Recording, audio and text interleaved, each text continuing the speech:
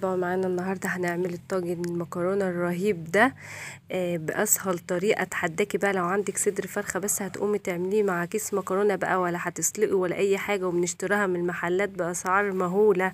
دي بقى اسهل طريقه وقلبه ريحه البيت. يلا معانا بقى نبدا كده على طول نعمل المكرونه تحفه جدا وباسهل طريقه في البيت وقلبه ريحه البيت من كتر حلاوتها والسهوله اللي انا عاملاها بها جميله جدا وهتعجبكم. يلا هنبدأ على طول. حطيت الوك على النار وفيه شوية زيت كده، واستنيت لما سخن ونزلت بالفراخ كده عشان ايه ما تنزلش ميتها، لازم تكون تسخن وتسمعي الصوت الطش كده عشان خاطر ايه ما تنزلش ميتها الفراخ وتبقى جميلة كده. وبعدين هنزل بقى عليها بالبصل دلوقتي ورشة فلفل كده بقى، وتشوحي ده كله مع بعض عشان ما تنزلش ميتها. زي ما انتوا شايفين كده انا بقلب في الفراخ اهو، رش عليها فلفل، وبعدين نزلت بالبصل بقى لحد البصل ما يدبل بس كده. طبعا ما يتحمرش ولا ان هو يبقى ني، لا يبقى معقول كده يدوبك يدبل كده مع الفراخ زي ما انتوا شايفين.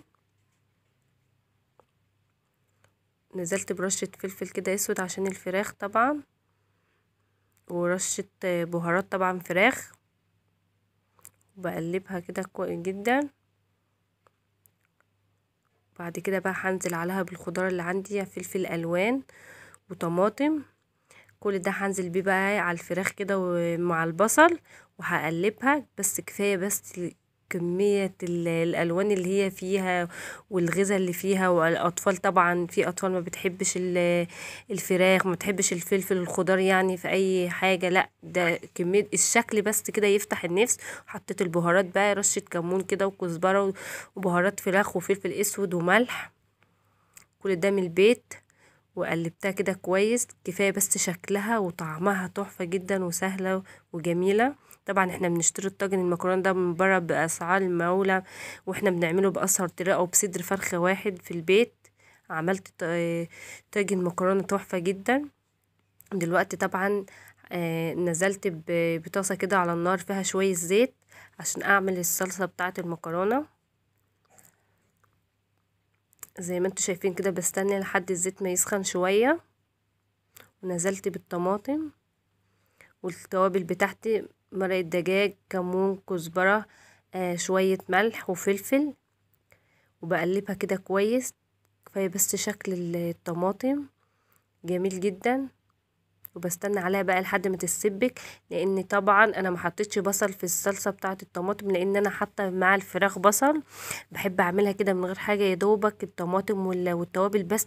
جربوا الطريقه دي هتعجبكم جدا وسهله وبسيطه من غير بقى لا بصل ولا توم ولا اي حاجه، لان الفراخ حاطه فيها البصل الشاورما كده يعني. ودلوقتي بقى بعد ما غلت واتسبكت لازم تزوديها ميه وتغلي غلوه، لان الميه دي هي اللي هتطيب المكرونه مع الصلصه. مينفعش تكون مسبكاها، لازم بعد ما تتسبك تزوديها شويه ميه عشان تخلي المكرونه تستوي، لان احنا هنحط المكرونه في الطاجن وهي نيه. زي ما انتوا شايفين كده غلت اهي غلوتين. هطفي بقى عليها بقى كده. معايا الطواجن اهو، هحط كده في كل طاجن شوية زيت، وطبعا واعملهم كده بالفرشة في كل الطاجن عشان خاطر ما تبقاش المكرونة لازقة، لا تبقى مفرفرة كده وجميلة زي ما انتوا شايفين. نزلت بقى ببصلاية كده في ايه في الطاجن عشان خاطر المكرونة والفراخ يعني ما تلزقش مني، ما اجي اقلبها كده تطلع كده قطعة واحدة كده وتبقى جميلة. البصل دي الخطوة دي مهمة جدا، لان عشان لما تقلبيها ما تلزقش منك. دلوقتي بقى نزلت بالفراخ اهو. طبعا زي ما انتوا شايفين كده ريحتها وطعمها جميل جدا وشكلها يفتح النفس. حطيت بقى شوية فراخ في الطاجن ده وفي الطاجن الصغير. طبعا الاولادك بقى بتفرح بيها جدا لان جميلة. ونزلت بالمكرونة زي ما انتوا شايفين كده نية، مش سلقاها ولا حاجة. جربيها اسهل طريقة، مش هتسلقي بقى ولا تحطي مية ولا كل ده، لا هتحطي المكرونة على طول نية فوق الفراخ زي ما انتوا شايفين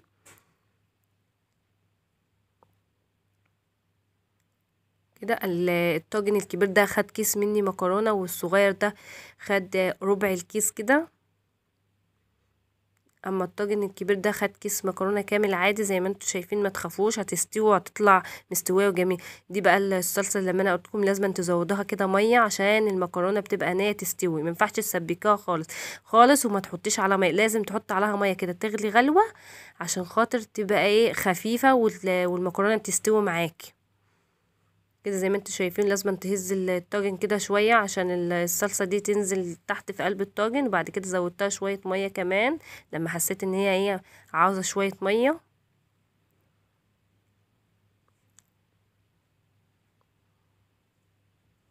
زي ما انتوا شايفين كده لونها وشكلها جميل، المكرونة هتستوي ما تخافيش.